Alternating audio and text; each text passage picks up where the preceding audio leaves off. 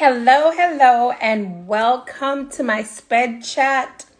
So, I have one more Friday before my summer officially begins, and I just want to take this opportunity to say congratulations to all the seniors because it's graduation season. Congrats to all the seniors, whether it's senior high school or you're graduating from college. Congratulations. Okay. All right. So, in our sped chat this week, we're going to be talking about inclusion log and collaboration logs and how to go about getting those completed, as well as I'm going to give a few tips. Welcome, Play Den Tubs. Welcome to my live chat.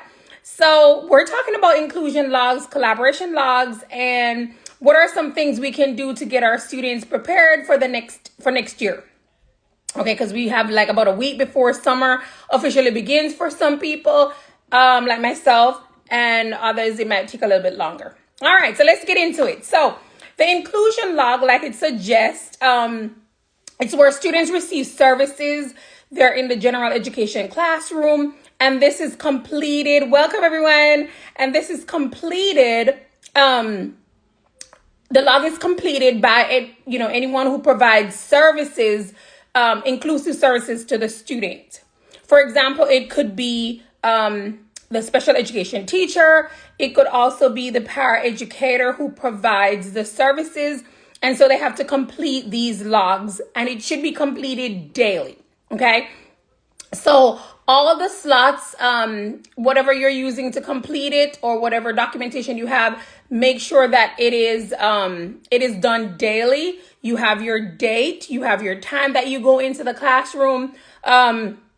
You want to also include the subject, whatever subject area you're providing inclusive services for. You want to include that. You want to include the teacher's name, the general education teacher's name. You want to include the objective of the lesson that is being taught. You also want to include strategies that you're using to support the student, as well as if you're not able to provide services for some reason, you need to make sure you document that why you're not providing services for that student. And if the student is absent, you also want to document it on that particular day. Okay? All right. And if you have any questions, let me just remind you, if you have any questions, just go ahead and put that in the comment section and I will answer those at the end. All right. So now with the collaboration log, as the name suggests, there's some collaboration that's taking place. Collaboration with the general education teacher. You're the special education teacher. You want to complete that with the general education teacher. If you're a co-teacher, you want to go ahead and you want to plan with your other teacher, your co-teacher that you're working with. If you're just in there to provide support, you want to collaborate, and this includes what you're going to be working on in the lesson. You want to also include whatever up-to-date assignments the student may be working on. If they have missed an assignment, you want to also document that on the collaboration log as well. You also want to discuss behavior strategies that is being implemented in the classroom, whether you're implementing those or whether the general education teacher is including those as well. You want to discuss rewards and positive reinforcement that is being used to help the student. You also want to document, you want to discuss with the teacher because, you don't always see everything. So you want to discuss with the general education teacher, maybe if there's a change in the student's behavior, you want to discuss that. And you also want to document that on your collaboration log. Is something going on at the home? If the student is frequently absent, if the student is frequently, ill, you want to also document that. Also, a lot of times we don't think about this, but we also want to collaborate with students. When we're including information on the collaboration logs, we want to collaborate with students. We want to find out what is their experience like in the general ed classroom.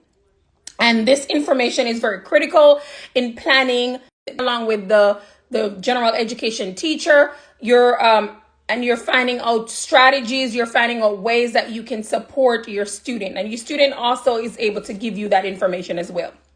All right, so let's get into, we're coming on to the end of the school year. and most of our students may be going on to another grade, or if they're transitioning to another school, we want to make sure that we're providing them with practical steps, practical things that they can do to help them for the next school year. So let's say you're not going to see your student next year. These are some things you can do. And even if you're going to see your students next year, you can still do these practical things. Number one, you want to provide them with organizational tips. How can they stay organized in the classroom? You want to provide them with those tips, whether it's getting those little folders, pocket folders to put their materials in. You want to provide them with those organizational skills. You want to introduce them to their new teacher. You want to tell them about their new teacher. You want to explain what the new grade is going to be like.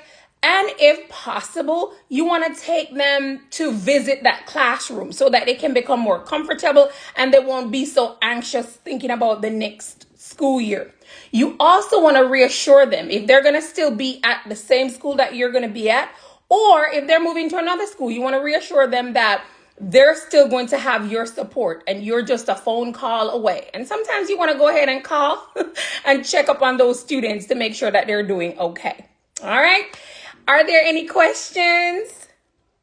Okay, so if there are no questions, make sure to follow me on all my platforms. I'm going to be posting this. So if you didn't see the live, then you can always look at the replay. Okay. All right. So next week, we're going to be looking at paperwork, how to organize your paperwork. And I will give you those practical tips on how to get your paperwork organized for the end of school year. All right. So if there are no questions, thank you so much for joining me. And thank you for always coming in and enjoying these tips. And like we always say in Jamaica, we're going to take care of ourselves. All right. Bye.